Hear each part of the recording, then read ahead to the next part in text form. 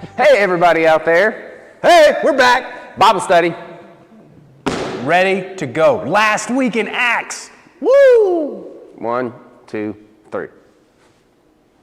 Hey, everybody. We're in the church kitchen to let you know about the next installment of Men's Breakfast, taking place December 7th. This is your opportunity to eat a delicious meal, meet some awesome individuals, and gather for a word from the Lord. You don't want to miss it. Come, Fellowship Hall, 8 o'clock in the morning. Bring $5. We want to see you here. Men's Breakfast.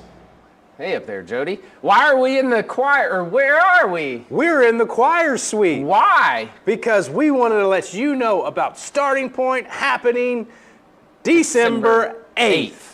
And this is where we begin Starting Point, in the choir suite. Did you know we had a choir suite? I did. Well, if you didn't, you'll learn about it at Starting Point. Who should show up to December 8th at Starting Point? Anybody that is new to our church, a new member, a guest, or people that just want to know more about our ministry of FBC. Absolutely. So what do they learn in Starting Point? They learn about every one of our ministerial staff. You'll get to meet them, interact with them, learn something new about them. You get to go on a tour about all through the church and see the different departments. You also get to learn about the ministries that we offer here at FBC and a little bit more about who we are and why we believe what we believe. Sounds fantastic. It's great. What time does it start? It starts at, what time does it start at? 8:45. 8:45, yeah. Which is we gotta get out early of in the here. morning. It which is. means Breakfast. Absolutely. You get breakfast. And when does it end? It ends right before the 11 o'clock service, so all can attend the 11 o'clock service. Sounds like a great morning. It is a great morning. December 8th.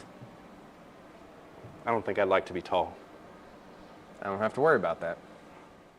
December 13th, 14th, and 15th is Christmas at First. You've got 3 amazing opportunities to worship our Lord. So we want you to be there. We'd love for you to invite friends, family, co-workers, neighbors, strangers in the grocery store to be here for Christmas at First. You can go to our website or call the church office and RSVP, reserve your seat today. Absolutely free. But we want you to go, reserve your seat, and then keep it. Show up. Keep it. If you need to change, something happens, please let us know, because if you have those RSVPs and don't show up, that is going to be an empty spot. Someone's not going to be able to come because you RSVP'd and didn't show up. So we want you there. Yes. But RSVP and be here December 13th, 14th, or 15th. Don't have to come to all of them. I mean, if you want, but He'll be at all of them. I'm going to be at all 3. We got one more Christmas thing for you. Jody, what is it? It's our Christmas Eve at First Baptist Church service. 4, 5, and 6. All the services are identical. I love him more and more. We are going to celebrate the Lord's saves Supper, a and great keeps way to me, celebrate Christmas. and he's the one I'm living for. Head to our website. Every day with Jesus is sweeter than the day before. Hold that seat and actually show up to sit in that seat comes our so that man. we can have as many people as Jay. possible to be in to the see you, building Jay. worshiping our Lord and Savior on Christmas. Welcome to the radio and TV Bible class of First Baptist Church, Sulphur Springs.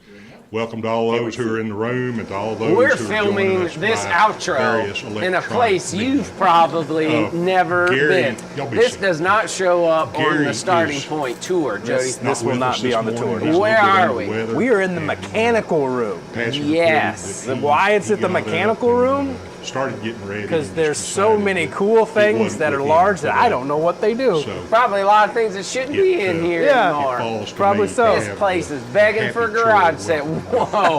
Let's Whoa. have a really quick word of prayer. and then Whoa. we'll That's continue. pretty special there. That's Heavenly something. Father, thank Ain't you it just for bless its little the heart. day and for those who have been able to get up and around and make it to your house in person this morning, and thank you for establishing the means by which we can be connected with people who weren't able to be here in person this morning. Lord, thank you for people who still preach and teach faithfully from your word. We ask that you would be with James as he brings the lesson this morning, be with Lum as he leads the singing, and just lead, guide, and direct all of us and the way we should go, and forgive us and correct us when we fail you. We ask these things in Jesus' name. Amen. Lum, lead us in a song. Thank you, Jay. Good morning, people. Good morning. That was a good hearty. Hello. 301. I am resolved. Good to see you all this morning. You're coming in late. You're scaring us to death. We only had a few. I am resolved no longer to linger, charmed by the world's delight. Things that are higher, things that are nobler, these have allured my sight. I will hasten to him, hasten so glad and free. Jesus, greatest, highest, I will come to thee. I am resolved to go to the Savior, leaving my sin and strife. He is the true one, He is the just one, He has the words of life. I will hasten to Him, hasten so glad and free. So glad and free. Jesus, greatest, highest, I will come to Thee. I am resolved, and who will go with me? Come, friends, without delay. Taught by the Bible, led by the Spirit, we'll walk the heavenly way. And I will hasten to Him, hasten so glad and free. So glad and free. Jesus, greatest, highest, I will come to Thee. You do so good on that song. We need to get a recording of that sometime. Trying to publish it. James Scott, we're glad to see you this morning, sir. Wonderful to be here. This man, I admire him because he braves the elements getting here every morning. Oh, what a blessing. Well, wish James Listler here so I could look him in the eye and say, 5 games in a row. Baylor has won 5 games in a row. Can't remember the last time that happened. It wasn't pretty, but they won 20-10 against a U of H team that apparently is underranked. Their defense is unreal. But Baylor managed to hang in spite of a good quarterback throwing more interceptions last night than he's thrown all the rest of the games combined this season. But they still managed to hang in there. My trepidation is when they play Kansas, because Kansas likewise has been a barn burner the last few games of the season, but we'll see. High school-wise, well, I had a little less celebration. We lost in the conference championship game very narrowly, but we lost in the championship game. And one of my favorite students, who is actually, he's Kenyan. So many of the best American football players there are Nigerian American with parents from Nigeria. He's an exception. He's one from Kenya, from the only tribe that doesn't do distance running. And but they make up most of Kenya's rugby team and soccer teams and basketball teams and weightlifting teams. And he made a magnificent 60-yard run. And someone forgot to tell him that you don't do a celebration dance in the end zone. It was magnificent. It's like he'd watched the Ed Sullivan Show and Elvis as he just swiveled back and forth. Out came that yellow flag. But anyway, no, we lost the championship. But my 2 favorite East Texas teams have done fantastic. My hometown is Carthage, where we had a wonderful, wonderful county agent a number of years ago named Gordon Ford, and managed to beat the town of Crum, northwest of the Dallas-Fort Worth area, by a pretty good margin. They were up against Pleasant Grove at Longview Lobo Stadium on Friday. But Sulphur Springs took down another northwest of Dallas-Fort Worth School, when they took down Springtown very neatly, and will face Alvarado. Last I heard was going to be at Memorial Stadium Mesquite at 2 o'clock on Friday.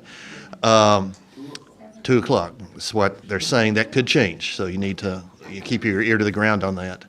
But they're trying to jam so many games into these centrally located stadiums that, multiple games per day in the OIL playoffs. So a Carthage game is scheduled for 7 in Longview, but last I heard was the Sulphur Springs game's 2 o'clock on Friday at Memorial Stadium in Mesquite. But keep your ears open. That can always change. You never know how these things will change.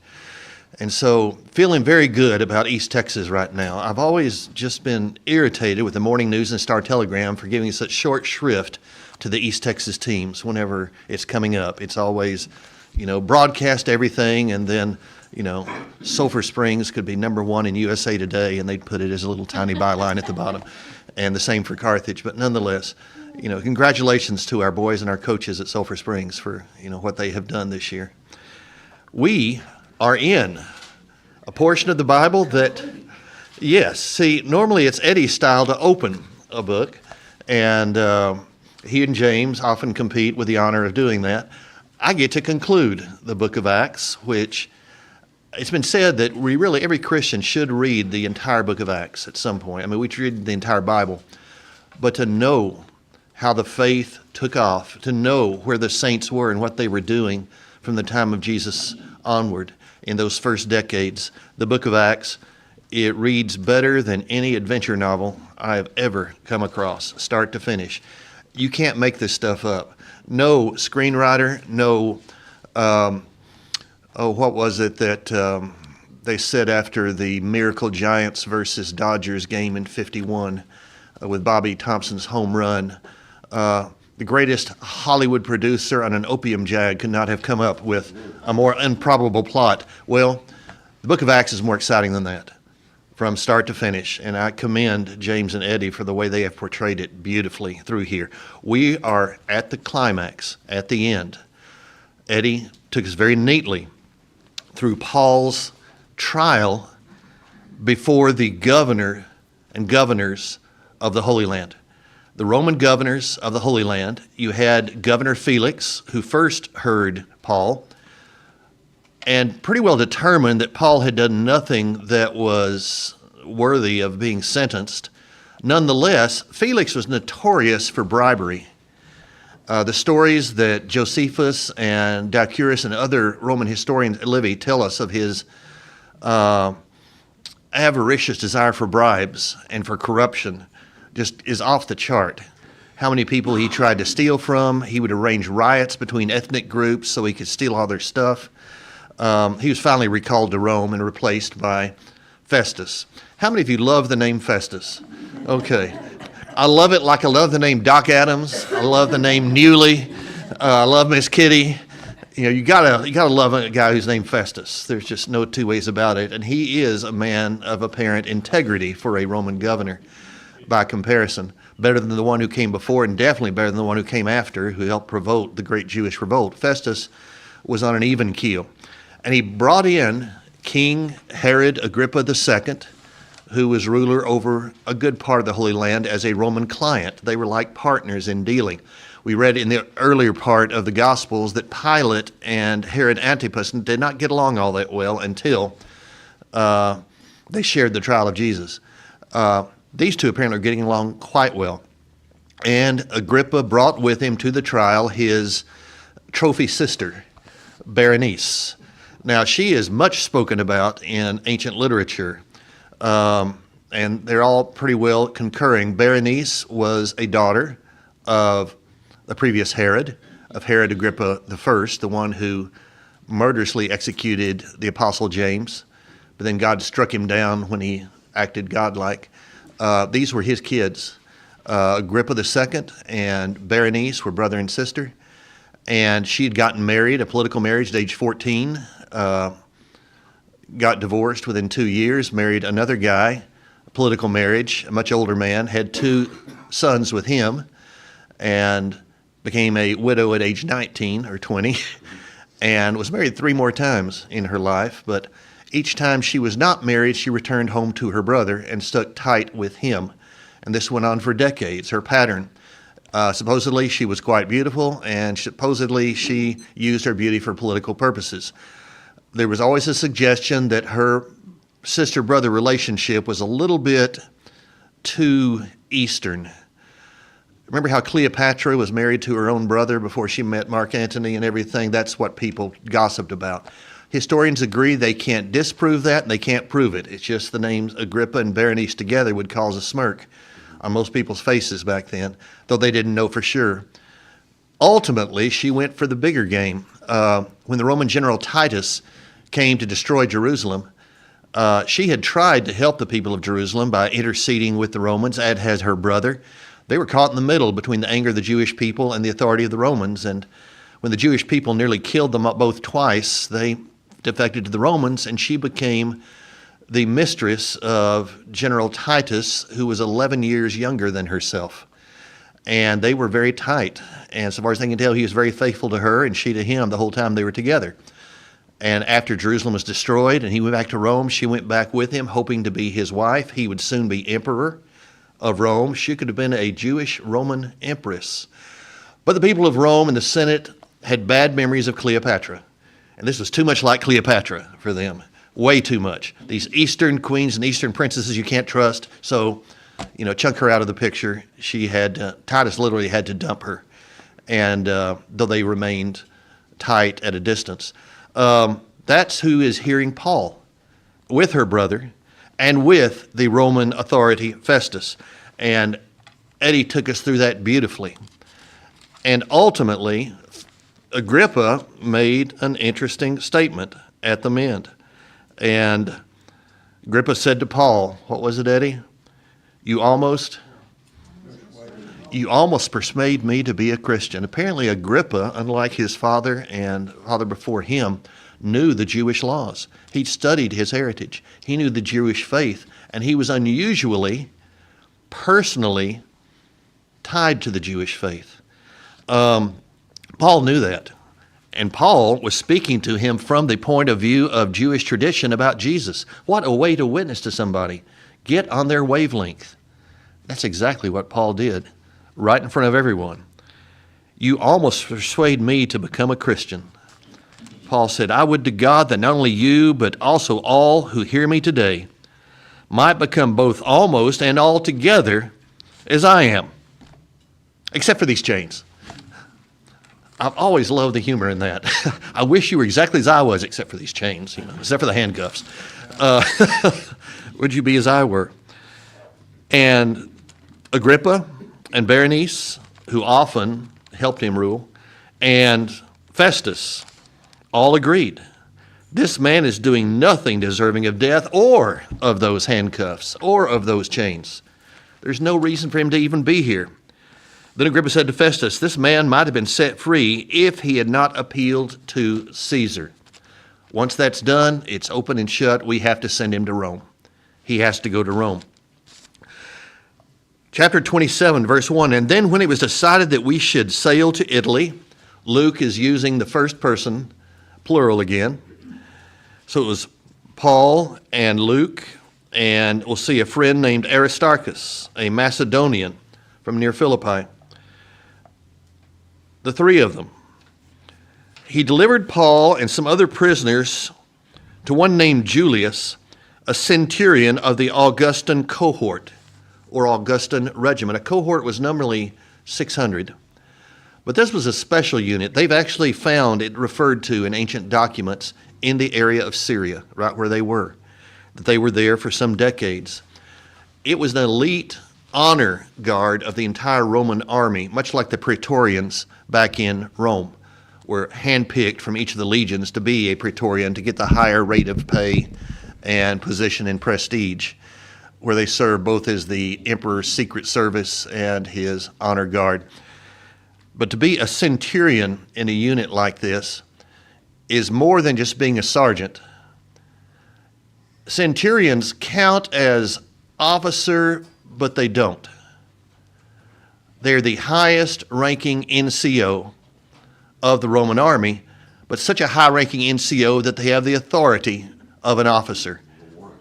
And warrant officer would be a good comparison, W05 at the very least, but perhaps an even better comparison. They would have the authority of a warrant officer, but they would have the experience and respect, Jay, that goes to what figure in the U.S. Army, U.S. Marines? Higher than master. Command Sergeant Major. Command Sergeant Major. I was in Christmas shopping at the Walmart in Canton 3 or 4 years ago, and I came across a gentleman in uniform who was in his mid-40s, and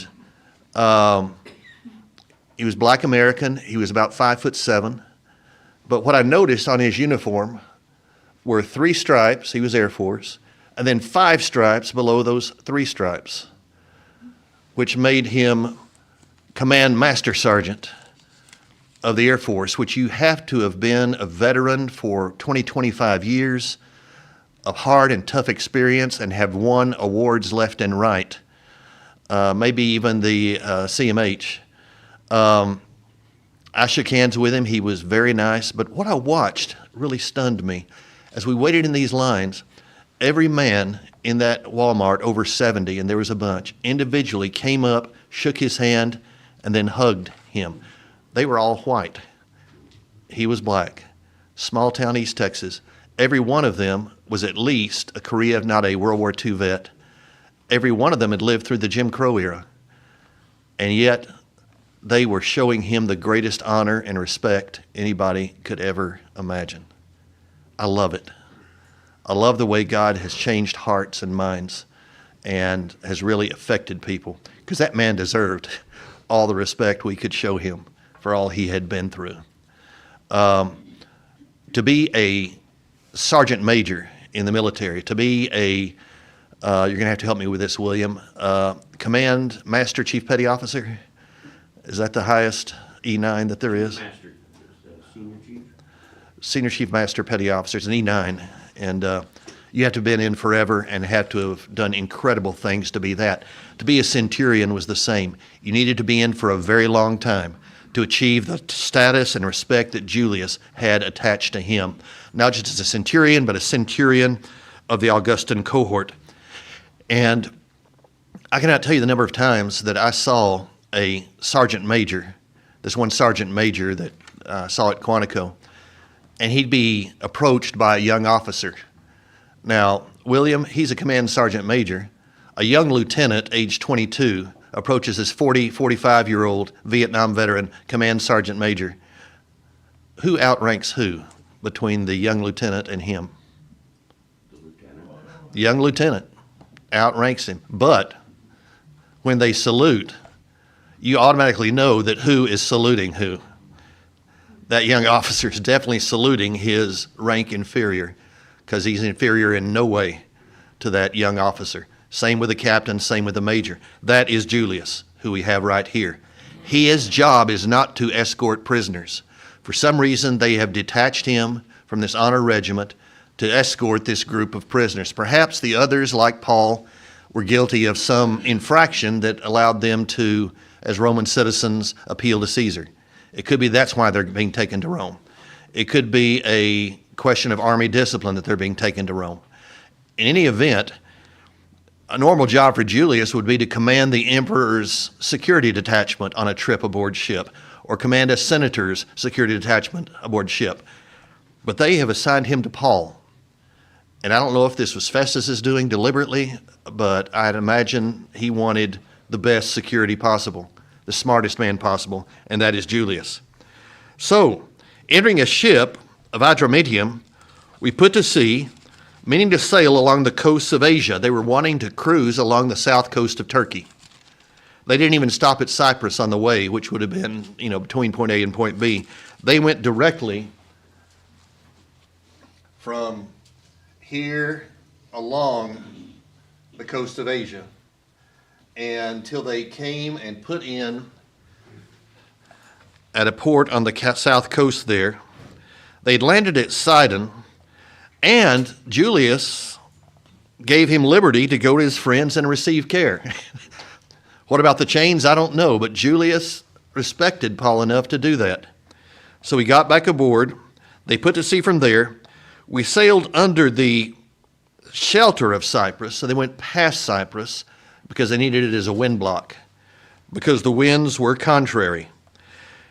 And when he had sailed over the sea, which is off Cilicia and Pamphylia, we came to Myra, a city of Lycia, which would be right here. Now, it's interesting in those days to sail aboard a ship without the normal things we would, expect, a radio alarm, ability to do, SOS, radar, navigational guidance systems, the safety of a ship. The type of ships they were sailing on were well built for the time, and they're discovering more and more that these ships had capabilities that we did not realize. The problem is that so few have been found. The Greeks and Romans had thousands of ships out for centuries, but very few of them have been found as wrecks. And a good part of that is the depth. That Mediterranean, we think it was a pond compared to the Atlantic or the Pacific. That Mediterranean is deep. There are portions out in the Adriatic where it gets 5,000 feet deep. There are portions in the Aegean where it is 12,000 feet deep, right off these islands. That's 1/3 of the Mariana Trench right there. And there's one spot in the Ionian Sea east of Crete where it is 17,000 feet deep. That's over half the depth of the Mariana Trench. If those ships were sinking in there, no divers are going to find them anytime within the next several hundred years. We don't have the technology to go that deep for something like that. A second thing is that very often they were made with positive buoyancy. They would shape the wood and everything, so yes, you can destroy this ship. It'll just be floating on the surface, destroyed, but not sunk. And that's very often what happened to most of them. So you can't find an underwater wreck. The few they have found had a huge cargo that gave them negative buoyancy and sank in shallow water, which there's not much. That's why so few ships of that era have been available for us to examine. And what Luke is going to do here is fascinating to non-Christian, non-religious, totally secular historians, because his description of this voyage is so play-by-play, it outdoes anything by a secular writer of the time. They may not love Christians, they may not love Christianity, they may not love the Bible, but they love Luke's description here because it is so historically on target. And it actually tells them things about ancient navigation that they would not know if Luke had not told them. And what they found with the occasions that it is discovered confirms exactly, point by point, what Luke has been telling them. We put to sea under the shelter of Cyprus, and we sailed over the sea, which is off Cilicia and Pamphylia. We came to Myra, a city of Lycia. There the centurion found an Alexandrian ship sailing to Italy, and he put us on board. Now that is significant. They do know about Alexandrian ships. These were described by ancient historians, not with the detail that Luke gives, but with very similar ways of looking at things. What they now know about these Alexandrian ships is that they defied what we think was the technology of the time. This ship was almost identical in size, foot by foot, and tonnage by tonnage to the USS Constitution sitting out in Boston Harbor today. And they had that 2,000 years ago. Who here has ever seen Old Ironsides, the U.S. Constitution? Jay, you have.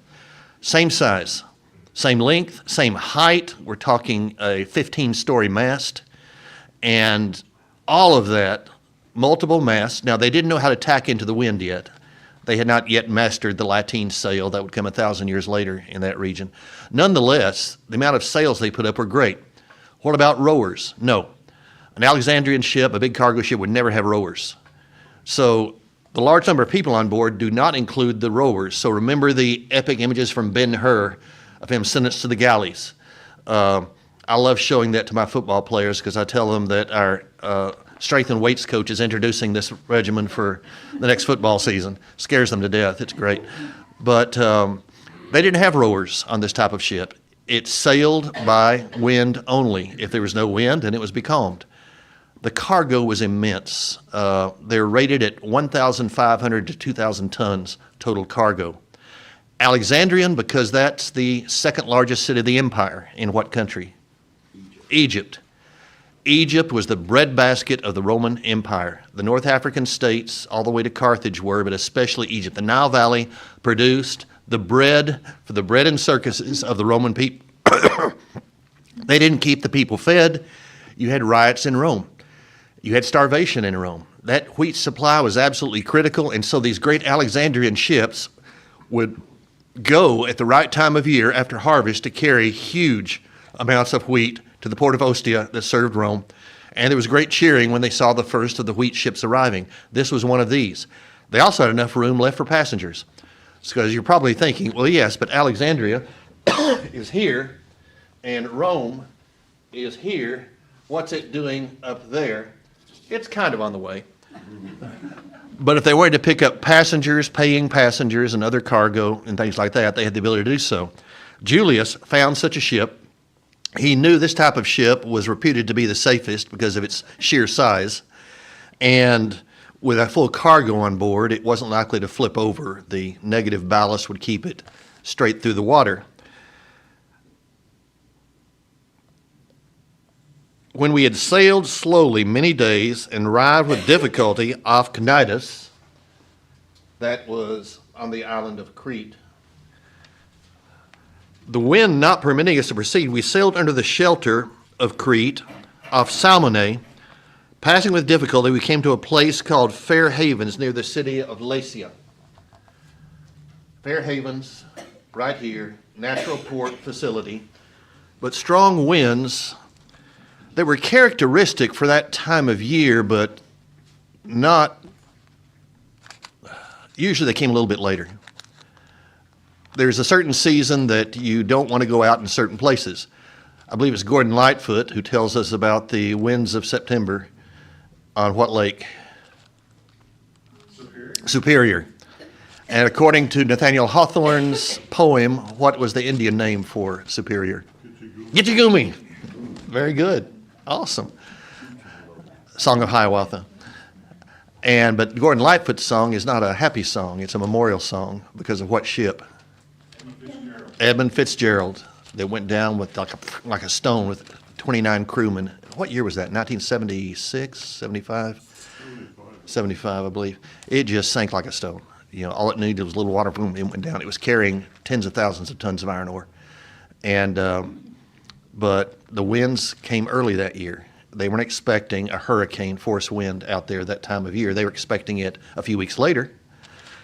Same thing here. They're not expecting a hurricane or a gale for a few more weeks. The fact that the wind is picking up already should have been a clue to them that something was about to happen. We sailed into the shelter, passing it with difficulty near the city of Lasea to Fair Havens. Now, when much time had been spent, and they were waiting for the wind to die down, and the wind wasn't dying down, and sailing was now dangerous because the fast was already over, they could tell that once Yom Kippur and Rosh Hashanah had happened, it's too late to take off from there. It's well into the heart of hurricane season. The Euroclydon is that occasional, doesn't happen every year, but a serious, we'd say force 1 hurricane that will last for 2 or 3 weeks. And the Euroclydon doesn't get much over 75 miles an hour. You'd call it a super fine gale, but how'd you like to be in that for 3 weeks? Your chances of death are very, very great. And that's the risk they're taking. But the captain and the ship owner could get a bonus if they got their wheat to Ostia outside Rome by a certain deadline, because the price of it would just be fantastic. And they were having to weigh out, and the captain's thinking, with all the tremendous winds we've had so far, which are a little bit unseasonal, maybe we'll have some unseasonal fare. Maybe there'll be a fair weather gap that I can take. That's what he was banking on. Perhaps he'd seen that before. Paul advised them, saying, "Men, I perceive that this voyage will end with disaster and much loss, not only of the cargo and ship, but also our lives." Well, this gave Julius a bit of pause. He respected Paul, but at the same time, he knew Paul was a landlubber. He was not an experienced sailor. It's like when Peter was first approached by Jesus. Jesus said, "Throw your nets on the other side." And that was not what you did at that time of the morning. You know when to fish, and fishing's at night. But landed right on a magnificent shoal of tilapia, and he brought them in. Paul is saying something that would be rejected by apparently these old sailors. The centurion thought, Paul, he's finally decided to listen to the ship owner, who had everything to lose if the ship foundered, and the ship's captain, who would be losing everything if the ship foundered, thinking, well, they wouldn't say this, knowing how much they have to lose. And because the harbor was not suitable to winter in, the majority advised to set sail from there also. If by any means they could reach Phoenix, a harbor of Crete opening towards the southwest and northwest, and winter there. It was supposed to be, all you have to do is just, go into the face of the wind and park there till spring. When the south wind blew softly, supposing they'd obtained the wind they wanted, they put out to sea and they sailed close by Crete. But not long after, a tempestuous headwind arose called Euroclydon. This was the worst case event in sailing in the Mediterranean. A northeaster, they called it. New England talks about northeasters and how intense they can be, what damage they cause. The early Texas cowboys talked about blue northers. The last thing you wanted to hit when you're leading a herd across the Brazos was a blue norther in July, where the temperature would drop 50 degrees within 2 days, and you were soaked through and feeling like you had frostbite even though you didn't. Blue northers in Texas were not fun. Northeasters in North England were not fun. Euroclydon was definitely not fun. It is the Mediterranean version of the Pacific typhoon. You hope they don't hit, and they were banking that it wouldn't hit, but worst case scenario, it did hit. So when the ship was caught and could not head into the wind, we let her drive. Couldn't fight it. Couldn't fight it without destroying the ship in the process or turning over. Just had to let the wind take her. And running under the shelter of an island called Clauda, we secured the skiff, that is the rowboat, the lifeboat, with difficulty. They used cables to undergird the ship. Now that's something interesting they have found. At that period in time, they knew a ship could be more stable and strong if you had cables that ran under the ship against the bow from stem to stern, cranked by a windlass in the stern to be tight. That would pull the boards. You usually had one either side. And that would pull the boards especially tight, that whatever they'd been caulked with or glued with that might tear apart in a strong wind and strong waves, especially if strong wind and waves lasted more than a couple of days, and they would start to loosen. This would prevent the loosening, and in fact, would create a kind of long kayak effect for the ship, to where it would just imperceptibly bend with everything in a way that it would not break. Hypozymax, I'm trying to think of that, what they call these cables, but that's what fascinates historians, because Luke describes that exactly. And the archaeology, such as they have, has borne that out exactly. And fearing lest they should run aground on the Syrtis sands, that was a sandbar, which if you got stuck on it, your ship would be smashed to smithereens and everybody would die. They struck sail, and so were driven. And because we were exceedingly tempest-tossed, the next day they lightened the ship. It was getting bad. This 75-mile-an-hour wind wasn't quitting. There were no stars visible in the sky. It was totally overcast. It was like apocalypse as far as the ship's crew were concerned. On the third day, they threw the ship's tackle overboard with their own hands. Everybody was helping. The cargo was going overboard. The wheat was going overboard. Now when neither sun nor stars appeared for many days and no small tempest beat on us, after several days of this, they gave up all hope. All hope of being saved was given up. But after long abstinence from food, then Paul stood in the midst of them and said, "Men, you should have listened to me." This is his way of saying, "I told you so." "You should have listened to me and not have sailed from Crete and incurred this disaster and loss. But now, urge you to take heart. There will be no loss in life among you, but only of the ship.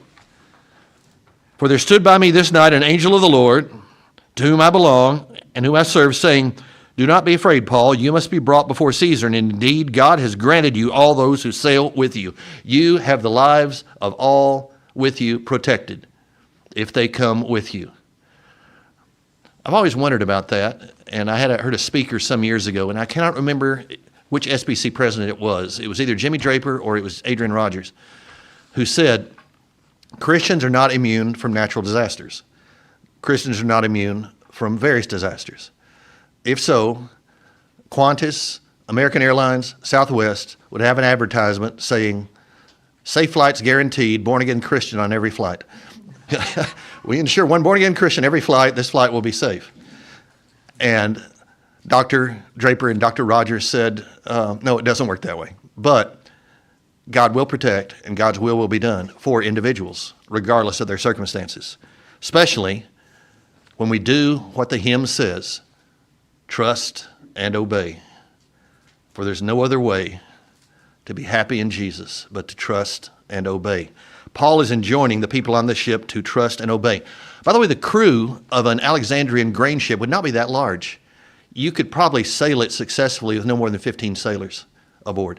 But they've taken on a huge number of passengers at the same time, and soldiers. Therefore, take heart, men, for I believe God that it will be just as it was told me. However, we must run aground on a certain island. Now, when the 14th night of being in that hurricane had come, as we were driven up and down in the Adriatic Sea, about midnight, the sailors sensed they were getting near some land. They were taking soundings by throwing a rope with weight overboard. How far did it go before they hoisted up bits of sand and grit? And they took a soundings and found it to be 20 fathoms. Okay, great Navy men. What foot is 20 fathoms? 120. Exactly right. And when Samuel Clemens borrowed his name, it was from a steamboat term that meant how deep was the river. Mark, that's how many feet? 12 feet, 2 fathoms. Mark Twain's based on 2 fathoms, 12 feet. Well, they found it to be 20 fathoms. And when they gone a little further, they took and found it was 15 fathoms. So they figured we're about to run aground on something, and that's not good. Fearing lest we run aground on the rocks, they dropped 4 anchors from the stern and prayed for day to come. And the sailors were seeking to escape from the ship. They thought, everybody's going to die. We're all going to die. Our only chance is to get off in the rowboat. When they let down the skiff into the sea under pretense of putting out anchors from the prow, Paul said to the centurion and the soldiers, unless these men stay aboard, you cannot be saved. We will not be saved from disaster. The soldiers cut away the ropes on the skiff and let it go rolling off. Nobody gets to take the rowboat. We've just thrown out the last parachute. We all go down together. And as day was about to dawn, Paul implored them all to take food, saying, today is the 14th day you have waited and continued without food and eaten nothing. Therefore, I urge you to take nourishment, for this is for your survival, since not a hair will fall from the head of any of you. They need some calories. How many of you have ever been really hungry after you swam for a long time or worked out for a long time? Swimming takes, according to the last thing I saw, hard swimming is 900 calories an hour. You're going to need some of that, and your body needs the heat in the water as well. Eat something. You need to eat something. Not a hair will fall off any of you. And when he had said these things, he took bread and gave thanks to God in the presence of them all. When he broken it, he began to eat. And for the first time in over 2 weeks, they were all encouraged and all began eating themselves. All began eating food for themselves. There were 276 people on board that ship. So when they had eaten enough, they threw out the rest of the wheat into the sea. And it was day. They did not recognize the land, but they observed a bay with a beach onto which they planned to run the ship if possible. They let go the anchors and left them in the sea, meanwhile loosing the rudder ropes, and they hoisted the mainsail to the wind. Historians love reading this because it confirms so many things that archaeologists have wanted to know about shipping in those days, and Luke spells it out play by play. And made for shore. But striking a place where 2 seas met, 2 currents slammed together, they ran the ship aground. That's good because ship was going to go left or right. 2 seas, meaning boom, you're down the middle. It stuck fast and immovable. But the stern, beginning hit by the violence of the waves, really hard waves, was starting to break up. The soldiers' plan was to kill the prisoners, lest any of them decide to swim away and escape. That seems kind of brutal, but you have to understand, what was done to the common Roman soldier if he let a prisoner escape. He suffered whatever penalty that prisoner was due. Remember when Paul and Silas were singing in the prison, and the Philippine jailer started to kill himself? Same thing. But the centurion wanted to save Paul and kept them from their purpose. He commanded that those who could swim should jump overboard first and get to land, and the rest clinging to driftwood, some on boards and some on parts of the ship. And so it was they all escaped safely to the land. When they escaped, they found out the island was called Malta. Now, that's much argued about. The people of Malta will tell you it was their Malta. It's our Malta. There's another island further up in the Aegean called Melita. And some historians think it could have been that, but don't tell that to the people of Malta.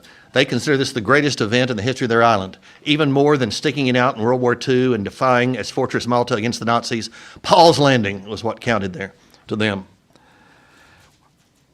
And because of the rains, the local people built a fire to warm them all. And what was Paul doing? He wasn't shooting behind the fire. He was helping them big up the fire. Paul's confidence was shown to 275 people, his two companions, and all the others aboard the ship.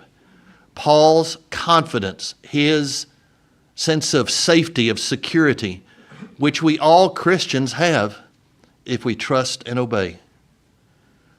Trust and obey before others, and God will make us shine. God will make us shine before others. And Paul was. So as soon as he's out of the surf, then he's helping build the fire. He's carrying wood in. When Paul had gathered a bundle of sticks, laid them on the fire, a viper came out because of the heat and fastened on his hand. He got snake bit right there. Now, to me, this is the most terrifying thing of the whole joy. Snake out, bit his hand. The type of viper they're talking about is a local Southeast Asian viper, and about the size of a copperhead, and only a little bit deadlier. And so when the natives saw the creature hanging from his hand, they said to one another, okay, there's criminals, there's prisoners aboard this ship. No doubt this man is a murderer, whom though he escaped the sea, justice does not allow him to live. But he slung the creature off into the fire and suffered no harm. However, they were expecting that he would swell up or suddenly fall down dead, but they had looked for a long time, no symptoms whatsoever, and saw no harm come to him. They changed their minds and said he was a god. Talk about a grounds for preaching. The Maltese will tell you this is when they begin to be saved. This is when their ancestors began to be saved, was seeing the miracle that Paul wrought right then. Also, the leading citizen of the island, Publius, who was very nice and took care of them all, entertained them all, had a father sick of a fever and dysentery. I hesitate to ask this, who here?